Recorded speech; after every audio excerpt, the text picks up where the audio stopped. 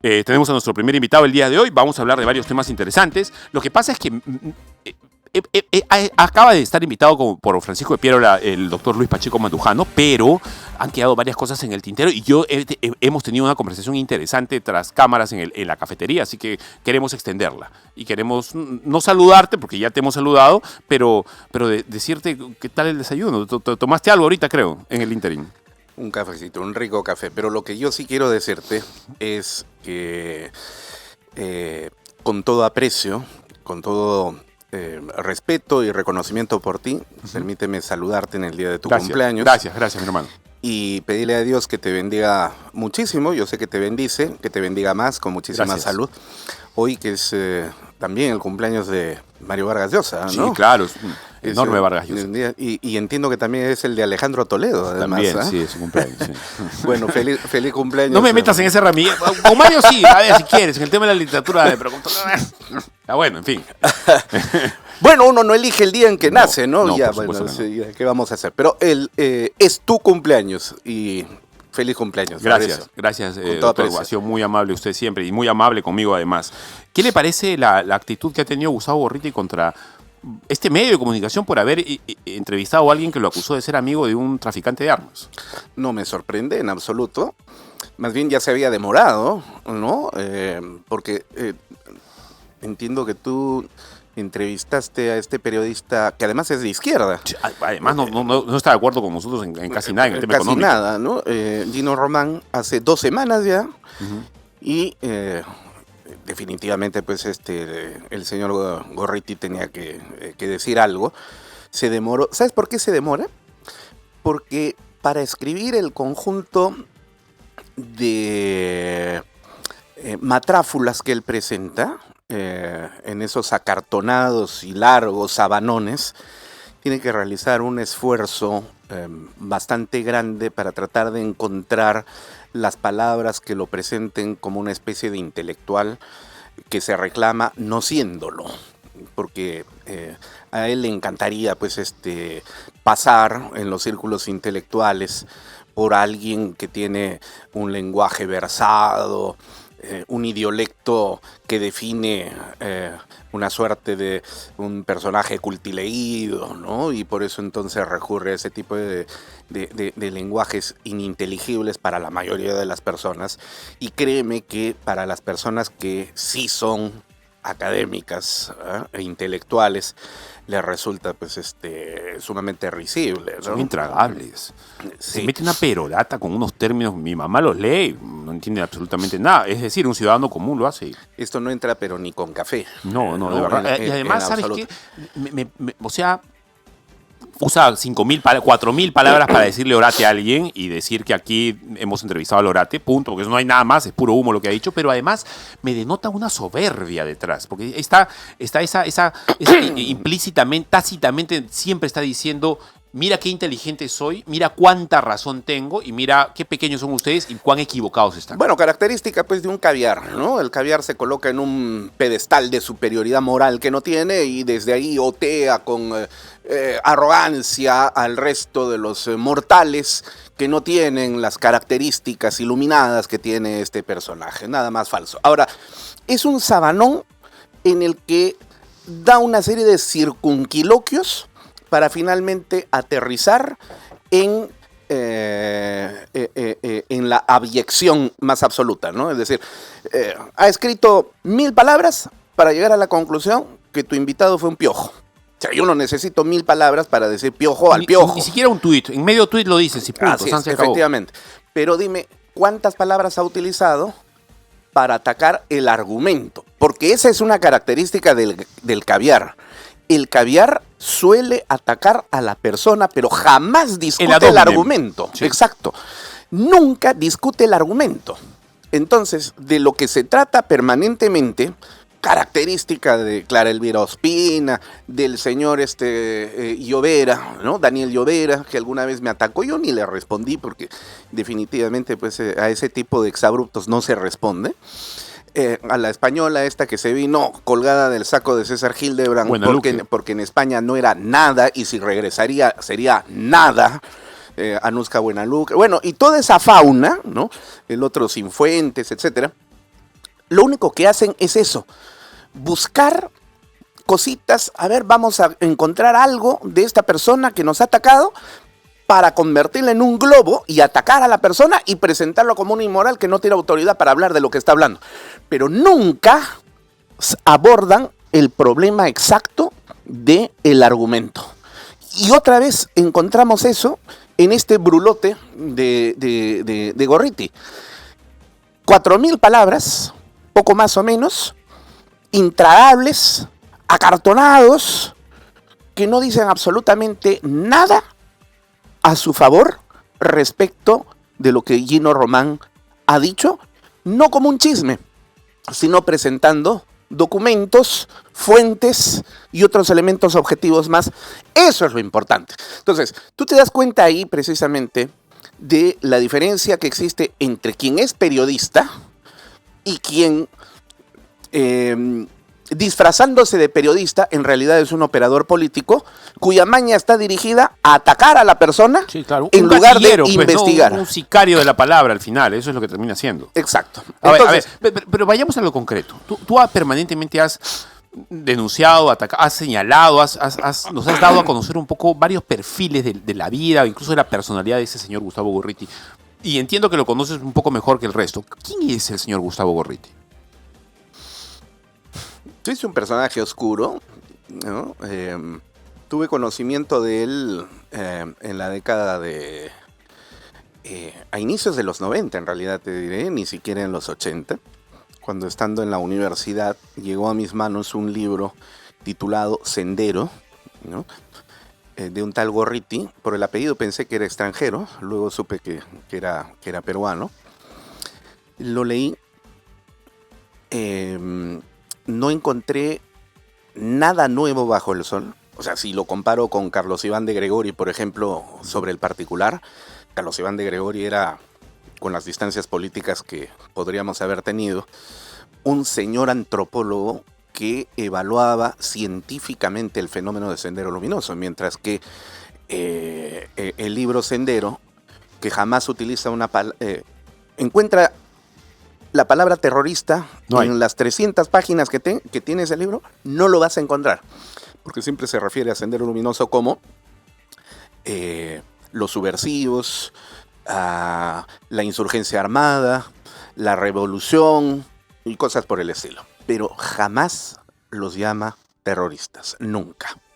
Entonces, ese solo hecho de no tener la vigorosidad para llamar a las cosas por su nombre y más bien ser displicente en el uso de adjetivos calificativos insultantes, te marca precisamente un aspecto de su personalidad, una personalidad picona, revanchista, arrogante, etc. Yo no soy psicólogo, ¿no? Y si lo fuera, creo que podría convertirse en objeto delicioso de análisis, una personalidad tan, ¿qué te digo? Mary Shelley hubiera podido escribir la vida de Gorriti. Sí, claro, ¿no? Seguramente. En el segundo capítulo, sí, claro, o el segundo tomo de Frankenstein, ¿no? Sí. Más o menos. A ver, bueno, dejemos ahí el tema de Gorriti porque vamos a tener alguna novedad y vamos a preparar alguna cosa interesante igual, pero yo quiero hablar con papeles y quiero hablar con sensatez del tema. Lo dejo ahí, abierta la habitación, por supuesto, para el señor Gustavo Gorriti. Gustavo, ven, siéntate. Que no va a venir nunca. Yo sé que no va a venir, pero lo quiero invitar. Y créeme, más experiencia en televisión he tenido yo que tú. Tú has tenido un mes, creo que estuviste con 2 dedos de frente. Te votaron porque eras intragable, aburrido hasta la pared de frente. Ven, te voy a enseñar también cómo se hace periodismo, no solamente cerebralmente, sino que le guste a la gente leer las cosas o hacer ver las cosas que uno hace. Porque además tú sí eres periodista. Perdóname, porque si sigues escribiendo así, Gustavo, con esa manera tan ampulosa y horrible de escribir, créeme que solamente va a terminar leyéndote tú y la gavilla de gente que te hace la comparsa y te aplaude. Nada más, porque al final no vas a hacer periodismo para la gente. Que te aseguro que tampoco le entienden, pero solamente aplaudan. No, le dicen sí, señor. A otro al que también me han dicho que le dicen mucho sí, señor, y que no se animan a contradecir, es al señor Vladimir Cerrón. No los voy a comparar en términos porque al señor Vladimir Cerrón sí no lo conozco. Es más, creo que estoy de acuerdo con él en algunas cosas que son importantes en el país, por ejemplo, la lucha contra los caviares. Hace poco ya lo han absuelto anteayer del caso Aeródromo Huanca, por el que él aparentemente no iba a poder postular a la presidencia. Ahora todo indica que el señor Vladimir Cerrón sí va a poder postular si es que no es sentenciado ni siquiera en manera firme en los dos casos en los que aún tiene investigaciones. ¿Tú crees que el señor Vladimir Cerrón puede ser candidato a la presidencia? Sí, por supuesto, ya está habilitado. Después de la sentencia emitida, ya en la instancia final absoluta en la Corte Suprema, no hay nada más que discutir sobre el particular. Pero ojo, le queda todavía pendiente otro caso de corrupción donde tiene una prisión preventiva. El de Antalsis o el de Dinámicos, los dos Dinámicos del Centro también. Eso todavía está en investigación preparatoria. Sí, y el otro está un poco más avanzado. Al caviarismo, por supuesto, no le gustaría que Vladimir Cerrón sea candidato a la presidencia de la República. Por lo ¿Y a tanto, los conservadores de derecha les gustaría? No lo sé, es que cuando tú me dices conservadores de derecha no sé en qué pensar porque ahí hay un hueco. Sí, claro. ¿Quiénes son los conservadores de derecha? ¿Quiénes son los que no son caviares, tampoco son de Perú Libre o de izquierda marxista, leninista, mariateísta, pero tampoco son de la derecha de Keiko Fujimori o de la derechita cobarde de Lima, etcétera, ¿no? O sea, son nada, o los nada. Sí. Ya, bueno, pensemos, por ejemplo, en la señora Fujimori. Definitivamente se cumple el axioma según el cual no necesariamente el hijo hereda la inteligencia del padre, ¿no? Yo veo que la señora Fujimori se dedica a hacer TikToks. No sé quién le habrá dicho que siguiendo el modelo Vizcarra de presentarse para hablar del amor o picando una naranja y hablando sobre la comida saludable va a ganar adeptos. Oye, si yo tuviera el caudal político y el partido político y el dinero que tiene la señora Fujimori, que además tenemos la misma edad, ella tiene 50, yo también tengo 50, hace rato que estaría yo preparándome para ser estadista, preocupándome en el análisis económico de los problemas que acontecen a cada región del país, pero no, esta señora está preocupada en el TikTok y en la tontería, ¿no? Entonces, y que además pretende ahora candidatear, Dios nos libre, definitivamente. Y con esto que no se molesten los fujimoristas y los amigos fujimoristas que yo tengo, porque yo hago un distingo. A pesar que el gobierno de Alberto Fujimori, particularmente Vladimiro Montesinos, que está a punto de salir ahora en mayo, me persiguieron por mi actividad política en la década de los 80, motivo por el cual tuve una solicitud de medida cautelar ante la Comisión Interamericana de Derechos Humanos. Yo no puedo dejar de reconocer que Alberto Fujimori era un estratega político de polendas, un líder político que, a diferencia de muchos presidentes de la República, tuvo visión del Perú, ¿no? Claro que, lamentablemente, en un sentido negativo y en una vereda colocada enfrente de la mía, totalmente contraria. ¿Mejor que lo que hizo Alan en términos políticos? El 85. ¿Mejor fue Fujimori? En términos políticos, o como estratega político. Me refiero como estratega político, y si tú lo comparas con Alan, bueno, en el gobierno del 85 al 90, ¿no? Pero Alan García, 2006, 2011, pues es hasta el día de hoy insuperable. ¿Mejor estratega político Fujimori que por ejemplo, Vladimir Cerrón? Sí, yo creo que sí. Me han dicho que Vladimir Cerrón es un tipo capaz políticamente. En todo caso, todavía no lo ha demostrado en toda la dimensión. Claro, Fujimori tuvo 10 años para demostrarlo, ¿no? Cerrón insurge a la política peruana nacional hace algunos años atrás, pero sinceramente no quisiera entrar en ese experimento. Pero volviendo al tema entonces, para que no se molesten, y no porque yo tenga algún tipo de reverencia, sino simplemente para poder hacer, no me gusta utilizar esta palabra que está de moda porque es una guachafería, el disclaimer. Pero es un distingo, en todo caso. Hago un distingo, ¿no? Una cosa es Alberto Fujimori, a pesar de que él me persiguió, y tengo que reconocer sus calidades respecto de la señora Keiko Fujimori. Entonces yo creo que habría que diferenciar incluso ahí adentro. Una cosa es el fujimorismo y otra cosa es el keikismo.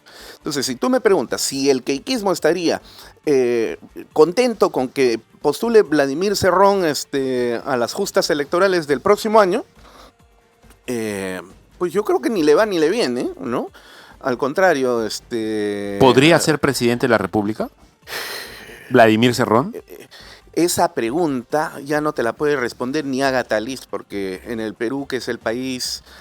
Yo creo que Macondo es el Perú cuando... O no queremos responder esa pregunta. O no queremos responder la pregunta de que alguien podría ser presidente defendiendo a Maduro, defendiendo el régimen en Nicaragua, adorando lo que pasa en Cuba, etcétera. Es que sí puede ser presidente porque, como te decía, cuando Gabo habló del realismo mágico de Macondo, estaba pensando en el Perú. Aquí cualquiera puede ser presidente. A ver, doctor, lo que a mí me han contado, tengo mis pajaritos por todos lados, que el señor Vladimir Cerrón tiene buenas virtudes, es un hombre inteligente, es un hombre que todo el día está pensando en política, que el 24/7 de su semana no está ya pensando en neurocirugías, está pensando en política.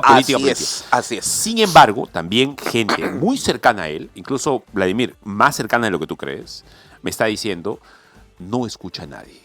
Y si alguien osa pensar en contrario, o siquiera esbozar una pequeña crítica, algún detalle de alguna idea suya, hey tú, chau, traigan otro. Y entonces encuentras en Perú Libre una comparsa de gente que le dice chicheño a todo. A eso es a lo que me refería, Fabricio, cuando estaba hablando de Keiko Fujimori, ¿no? Vladimir Cerrón, y con esto no le estoy haciendo ditirambos ni nada por el estilo, estamos haciendo el análisis de lo que es Vladimir Cerrón. Yo como huancaíno lo conozco, sé quién es Vladimir Cerrón. Es un hombre que efectivamente destina todo el día a hacer política, pensar en política, desayuno, almuerzo y comida, política. ¿Por qué? Porque es un político profesional. Eso queda claramente establecido. Y no es que sea mi enemigo, pero voy a ponerlo en este sentido. Si tú no conoces a tu enemigo, ¿cómo entonces lo vas a enfrentar? Por lo tanto, hay que conocer al señor Vladimir Cerrón, con quien seguramente nos vamos a enfrentar en las próximas elecciones. Entonces, esa es la característica. Pero también es cierto, como buen marxista-leninista que es, lo decía con Pancho de Piero hace unos 40 minutos atrás aproximadamente, no está exento de el culto a la personalidad que ha definido a los marxistas-leninistas. Pasó con Stalin, pasó con Mao Zedong. Con Castro, a quien admira él mucho, ¿no? Con Abimael Guzmán aquí en el Perú, que era Dios. Y también pasa con él. Por lo tanto, teniendo la idea de que él es el iluminado, difícilmente va a escuchar a un tercero, ¿no? Bueno, grave error. Y ese es un error, efectivamente. A ver, podría parecer una virtud en principio. O sea, evidentemente, si tienes el ego alto y eres medio soberbio, te va a gustar que te estén reventando cohetes todo el día y vas a llegar a pensar que eres infalible, como han pasado en la historia casos. Un papa. No, en términos políticos, como ha pasado a Fidel Castro, tú no le podías contradecir, a Pol Pot no lo podías contradecir, a Lenin ni a Stalin, al propio Abimael Guzmán, como tú lo has mencionado. Pero al final sí termina siendo un error, porque no solamente terminas envileciendo a la sociedad en la que tú estás gobernando, sino que los finales de estas personas y en la historia, como se les reconoce, es catastrófico. Así es, efectivamente. Terminan muy mal, ¿no? Terminan muy mal. Ese es el grave problema de todo marxista-leninista. Cosa que no sucede, por ejemplo, con el caviarismo, ¿no? En el caviarismo, todos se creen significativos e importantes. Por lo tanto, entonces, difícilmente le hacen la rumba a algún personaje al que terminen encumbrando, salvo que les dé plata, ¿no? Como en este caso, entonces, de esos periodistas que reciben su yapecito, y etcétera. En el caso, más bien, de los marxistas-leninistas, lo hacen por una tremenda convicción político-ideológica que termina fanatizándoles. Y esto genera efectos negativos en su comprensión de la realidad. Porque al final, lo que van a terminar haciendo es tratar de encasillar la realidad a su pensamiento en lugar de forjar el pensamiento a partir de la realidad. Por eso es que terminan como terminan. Ahora, Vladimir Cerrón, para terminar el tema, porque me gustaría conversar con usted también, estamos con el doctor Luis Pacheco Mandujano, abogado penalista aquí en Betel Radio, son las 10:36 de la mañana. Me gustaría conversar también sobre el tema de Castillo. Hay testimonios que están hundiendo a Castillo. A ver, eso de que de la proclama ya casi no, parece que no hay ni posibilidad de defenderlo después de que ex comandantes generales, ex jefes de la policía estén diciendo, sí, yo oí, Castillo lo ordenó. En fin, vamos a hablar de eso ahorita. Antes que nada, la última pregunta sobre Cerrón. tu colega, nuestro buen amigo el doctor Humberto Abanto, ha dicho, yo creo que lo que está pasando con Cerrón es más bien que está evolucionando en su pensamiento. No sé si está dejando de ser un marxista, creo que nunca lo va a dejar de ser, pero quizá está evolucionando en la comprensión de que no solamente el caviar es el enemigo, sino quizá incluso cierta estabilidad económica proveniente de un libre mercado es lo que se necesita para que un Estado fuerte pueda persistir, no sé si en el tiempo. ¿Tú cómo entiendes la posibilidad de que él pueda estar evolucionando en estas cosas? Humberto lo cree. Por la forma de comunicación que tiene Cerrón. Cerrón tiene dos formas de comunicarse. Uno a través del Twitter y otro lanza vídeos a través del YouTube de 7 minutos, 8 minutos, donde realiza algunos análisis y algunas cosas, ¿no? Y en efecto, parecería que se encuentra una evolución al respecto. Yo creo, y eso le voy a atribuir a lo siguiente. Vladimir Cerrón, cuyo padre fue Jaime Cerrón, reconocidísimo profesor de filosofía en mi universidad allá en Huancayo. Alto intelectual, ¿eh? Sí. Y su tío, el historiador, ¿cómo se llama? Cerrón. Valdemar, No, que habla muy, es una especie de lingüista que habla muy interesantemente sobre el idioma antiguo de los incas, etcétera. Lo he escuchado hablar muy bien, que también se apellida Cerrón Rojas, también es un alto intelectual. Sí, entonces, el padre era de orientación maoísta, marxista, leninista, maoísta, pequinés. Y me da la impresión que esa línea de orientación le ha permitido entender el modelo de evolución del comunismo chino, que el día de hoy es un modelo mixto donde la política centralizada es comunista, pero la economía descentralizada más bien es de tipo capitalista, ¿no? Entonces, esa visión me parece que recién Cerrón la está entendiendo tras haber salido de una región mediterránea como es Junín, donde tu visión del mundo se centra a Huancayo y las provincias que la rodean. Pero estando en Lima y participando ya en un escenario nacional, tu mirada es completamente diferente, porque ya tienes un panorama, es un mar por delante, claro. ¿No es cierto? Entonces, yo creo que eso le ha permitido a Vladimir Cerrón salir de ese ostracismo dogmático, y por eso es que está experimentando esta suerte de evolución. Yo coincido en este sentido con Humberto. A ver, doctor, y se lo voy a decir también para mis amigos y mis hermanos cristianos, porque seguramente les va a interesar lo que voy a decir. Pero son dos cosmovisiones diferentes, la China y la nuestra. O sea, China viene de Confucio, ¿no? Y Confucio creía algo así como de que nosotros somos parte de un engranaje, de un todo, que no interesa tanto lo que quiera uno en términos incluso morales, si es que eso está unido a un engranaje que milenariamente tiene que avanzar. Pero la sociedad peruana no va a trabajar en ese sentido. No sé si va a funcionar el socialismo a la China hoy aquí. A ver, es que lo que pasa es que, claro, tú realizas el análisis desde el milenarismo chino. Desde la cosmovisión china, digamos, ¿no? ¿Ya? Pero dejemos la poesía a un lado y centremos la atención en la realidad. China, como el Perú, era, ¿no?, un país eminentemente agrario. El Perú lo fue en su momento. China tuvo a Mao Zedong, que realizó la revolución cultural, que adoptó a Abimael Guzmán y que nos llevó a donde nos llevó. Pero a partir de fines de los 70, inicios de los 80, Deng Xiaoping le dio una mirada completamente diferente, utilizando un pensamiento absolutamente pragmático y que no tenía nada que ver con la filosofía. No importa el color del gato con tal que case ratón. Exactamente. Entonces, claro, porque se estaba muriendo de hambre. El gran salto adelante fue un salto al abismo al final. Así es. Entonces, si tú quitas el dogmatismo filosófico de la dialéctica científica marxista, leninista, maoísta, y simple y llanamente te centras en la tensión pragmática, puedes dar un salto cualitativo, para utilizar un término dialéctico, como este. Yo creo que Cerrón, más allá de las diferencias que puedan existir entre China y el Perú, está viendo precisamente ese pragmatismo de Deng Xiaoping y tratar de entender que eso no es que va a copiar el modelo, no creo que sea tan tonto de pensar de que va a copiar el modelo, pero sí ver que la línea de su posición no puede ser definitivamente dogmática, que lo identifica con un Abimael Guzmán, sino más bien tiene que ir por una línea completamente distinta. ¿Eso sería positivo para el Perú?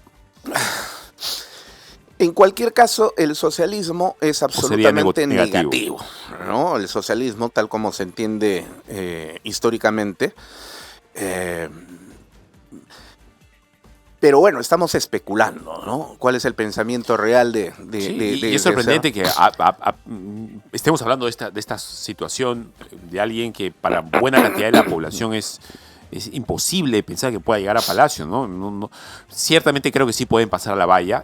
Ciertamente creo que sí podrían pasar a primera vuelta y también ciertamente creo que si la circunstancia se da, podría ser presidente. Por supuesto que sí, porque en el sur del Perú, a pesar de tener a Bolivia al costadito, que no tienen ni arroz para comer, nada, y hay una migración enorme de bolivianos al Perú, justamente como consecuencia de la aplicación de poco más de 20 años de socialismo del siglo XXI en ese país. Sin embargo, puneños, cusqueños, apurimeños, ¿no?, huancavelicanos, van a votar por la opción que tiene más acendrada en este momento en esa región o macro región del Perú, donde se han desarrollado bases de Perú Libre tremendamente. Doctor, ¿cómo fue su relación con Cerrón? ¿Ha tenido algún encuentro con él, desencuentro, intercambio de palabras? Él es exalumno de la promoción 1986, si no me falla la memoria, de la otrora Gran Unidad Escolar Santa Isabel, Colegio Nacional, donde estudió además mi padre, forjador de tremendos intelectuales peruanos, como por ejemplo Alejandro Deustua, que proviene de ahí, de ese colegio. Yo pertenezco a la promoción 90 del Colegio Claretiano, así que hay una separación de por lo menos 4 o 5 años. En consecuencia, él me llevaba a una secundaria. ¿Pero se ubicaban o no? Lo conocí en la Casa de la Amistad peruano-cubana, cuando él regresó con un grupo de médicos que se habían preparado allá en Cuba e instalaron una clínica del pueblo llamada Frank Pais. Debo decir que Vladimir Cerrón es, como médico neurocirujano, un extraordinario médico, eso es innegable. En Huancayo se le reconoce esa condición, pero lamentablemente de una personalidad muy soberbia, lo que le llevó a tener una pelea con los otros médicos y finalmente se abrió, se apartó, se nombró en Salud y ahí se quedó y luego se dedicó a la actividad política. No sé si seguirá practicando la medicina. Pero con quien he tenido más acercamiento en su momento, pero no lo veo ya también hace como unos 20 y tantos años, es a su hermano Valdemar, profesor de la Universidad del Centro, literato de formación, muy bueno, un lingüista de primer nivel, que lamentablemente en las pocas ocasiones que lo he visto interviniendo públicamente no se refleja, ¿no? Pero él como profesor universitario era muy, muy bueno. Y ahí pocas veces, 2 o 3 veces, te repito, en la Casa de la Amistad Peruano-Cubana coincidimos, ¿no? Pero muy lejanamente. Bien, bueno, hecha también la invitación para el señor Vladimir Cerrón. No es lo mismo que Gorriti y Cerrón, ¿verdad? Son cosas totalmente diferentes. Espero. No, hay una diferencia enorme. Sí, hay una diferencia enorme. Gorriti es un sujeto, pues, que de una moral, pues, un caviar, ¿no? Punto, nada más. Pasemos al siguiente tema. Doctor, le voy a invitar a ver esta declaración. Vamos a ponerla ahorita. La declaración de un señor llamado Raúl Alfaro, excomandante de la Policía Nacional del Perú. Estuvo hace muy poquitas horas parado en una audiencia judicial diciendo que él recibió la orden expresa y directa del señor Pedro Castillo el día del golpe de Estado en diciembre del 22 de no solamente cerrar el Congreso, no solamente proveerle seguridad a ciertas personas importantes para Castillo, sino de apresar incluso a la propia fiscal de la Nación, entonces Patricia Benavides. Escuchemos y lo comentamos. Le dije, perdón, el ministro del Interior. Y contesto y me dice el ministro Alfaro, estoy en Palacio de Gobierno, te voy a comunicar con el presidente de la República. Y me comunica con el presidente de la República y el presidente me dice, general, cierre el Congreso, saque a todos los que están adentro, no permita que nadie ingrese, intervenga a la Fiscalía de la Nación y la Fiscalía y dé seguridad al domicilio del señor Aníbal Torres, de la premier Betsy Chávez, y al domicilio de sus padres. Yo le respondí: señor presidente, ¿cuál es el motivo para intervenir a la Fiscalía de la Nación y para hacer el Congreso? Me dijo: esos detalles se los va a dar el ministro. A ver, ¿se le acabó la posibilidad de defensa a Castillo después de esto? Porque lo que él decía es que lo que había hecho simplemente era una proclama y su defensa excesivamente defendía lo mismo. ¿Se acabó o todavía se puede seguir defendiendo? Vamos a suponer que no hubiera existido esta declaración del señor Alfaro, del general Alfaro. Que es fortísima, ¿eh? Que es fortísima, sin duda alguna. Pero vamos a suponer que no existiera. Aún así, ¿podría Castillo haber cometido el delito de rebelión? La respuesta es sí. Quienes dicen que no es porque el tipo penal exige el levantamiento en armas, ¿no? Y como Castillo solamente hizo la proclama y no utilizó las armas, entonces, por lo tanto, no podría calzar dentro del tipo base. Pero esa es una interpretación carente de realidad en un momento histórico como el que nosotros estamos viviendo. Porque los golpes de Estado el día de hoy no se hacen como sucedía en la década de los 50, 60, 70, donde te sacaban el tanque, movía la soldadesca y habían balazos y etcétera, ¿no? Sino que el día de hoy el levantamiento en armas presupone, en primer lugar, que el jefe supremo de las Fuerzas Armadas, que en este caso es el presidente de la República, que en el momento en el que disuelve el Congreso de manera completamente inconstitucional, deja de convertirse en presidente para pasar a ser un dictador que tiene el control jerárquico de los aparatos armados. Perdón, doctor, lo que usted me está diciendo entonces es que lo que gatilla un golpe de Estado hoy, a diferencia de hace unas décadas, no es que sacaste el tanque y reventaste la puerta, sino es la orden dicha públicamente, televisada y todo lo demás. No, bueno, eso es lo que gatilla, pero la ejecución de la orden se está dando precisamente en el momento en el cual se termina de dar el discurso y en ese mismo instante, entonces, celular. El celular, la llamada telefónica, la celebración, porque, a ver, además hay algo previo, Fabricio. Realmente podríamos creer que, ya no te digo el señor Castillo, sino quienes estaban con él en ese momento y que de acuerdo a una testigo que estuvo el día de ayer, vio que se abrazaban y celebraban después de la proclama. ¿Realmente tú crees que el señor Aníbal Torres, que era el capitoste de todo de toda esta organización golpista, con la experiencia que tiene, podría haber ejecutado una proclama sin antes haber coordinado mínimamente con la Policía Nacional o tener una conversación con algunos militares que tengan capacidad de decisión dentro de las Fuerzas Armadas? Habría que ser sumamente estúpido para poder realizar una acción de esa naturaleza suicida. Mejor que se meta un tiro en la cabeza antes de cometer una torpeza tamaña, ¿no? Entonces, ahora Raúl Alfaro lo está certificando. En efecto, esa orden existió. Y esa orden presuponía precisamente el uso de las armas. Si no, ¿cómo vas a detener tú a una persona? Porque simplemente vas matonescamente, soy policía, y detienes a las personas. No, aquí hay un refuerzo, una columna vertebral que soporta precisamente esas decisiones. Es el uso de las armas. Claro, obviamente. Y además pregunta última, porque nos tenemos que ir, pero es interesante. ¿Cómo pesa esto en el juez? Una declaración como la de Alfaro, incluso una declaración luego como la del propio general Angulo, que ha dicho, sí, yo estuve ahí y escuché que el presidente lo llamó y le dijo, etcétera. Bueno, luego él dijo, bueno, me han ordenado esto. ¿El juez cómo lo toma? ¿Eso es una afirmación que va a pesar o simplemente es algo insustancial o secundario? Mira, Castillo está siendo juzgado en un tribunal compuesto por 3 jueces supremos, presidido por un juez que tiene una trayectoria no solamente larga como juez dentro del Poder Judicial y por lo tanto experiencia, sino que además es un reconocido dentro y fuera del Perú profesor de Derecho Procesal Penal, uno de los mejores procesalistas. Perdón, ¿cuál es su nombre? El doctor Neira.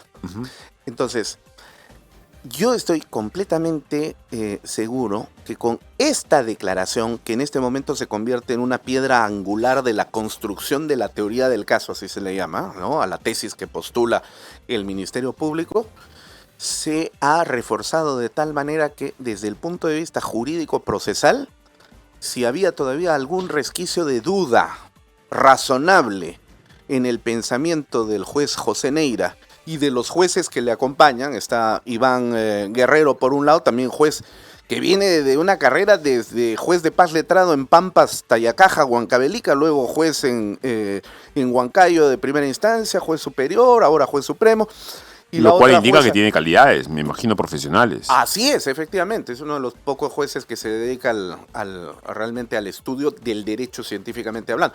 Y la jueza que le acompaña es la jueza que presidía el tribunal que estaba juzgando a Keiko Fujimori. Es decir, una persona que también viene con una larga experiencia y formación, ¿no? Entonces yo creo que sí, algún resquicio de duda razonable existía en estos jueces sobre la posibilidad de encuadrar los hechos en el tipo penal, que no es el único, porque también está conspiración.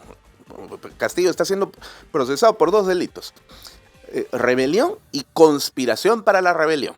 O sea, mínimamente podría haber sido, sin esta declaración, condenado por conspiración. Y sin contar que seguramente va a tener que ver la llamada, si existió, por eso cuánto tiempo duró. El día de hoy ya no tengo yo tampoco ninguna duda de que Castillo no solamente va a ser condenado por conspiración, sino también por el delito de rebelión. Pero volviendo a Vladimir Cerrón, nuevamente, yo creo como él, tarde o temprano, el destino de Pedro Castillo, con su condena judicial, va a ser definido en un escenario político. Muchas gracias, doctor. Ha sido usted muy amable. El tiempo corre, la verdad, y podríamos quedarnos conversando horas, pero lamentablemente tenemos que seguir. Es un programa interesante el que tenemos, pero nos ha hablado interesante sobre Gorriti, sobre Cerrón y sobre Castillo. 3 figuras interesantes de siempre de conversar sobre ellos. Muchas gracias. Gracias a ti.